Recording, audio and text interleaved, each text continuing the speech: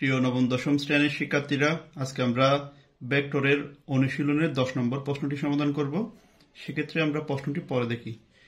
A B C D বিন্দুগুলোর অবস্থান vector যথাক্রমে small এ, small B, small C এবং small D হলে আমাদের দেখাতে হবে এ বি সি সামন্ত্রিক হবে যদি এবং কেবল যদি বি মাইনাস এ সমান সি মাইনাস ডি হয়।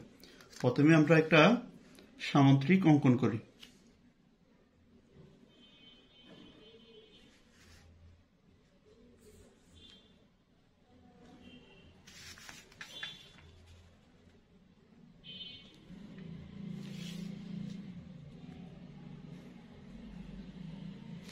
দেখো তো, এ বি সি ডি একটি সামন্ত্রিক।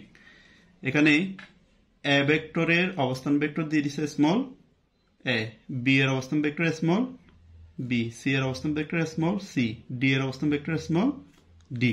তাহলে যদি এবং কেবল যদি বি মাইনাস এ সমান সি মাইনাস ডি হয়, তো দেওয়া আছে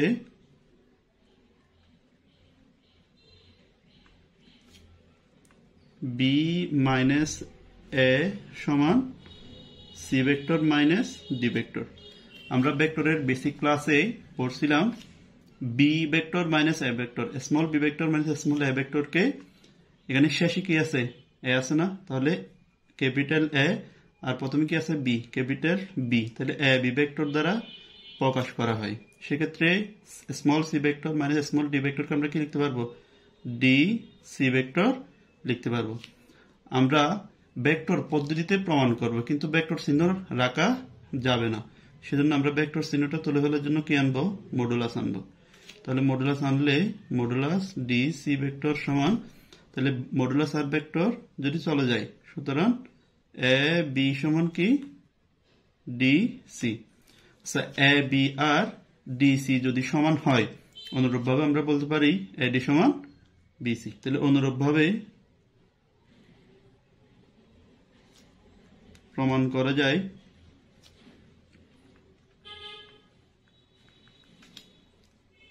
এ ডি সমান বি সি।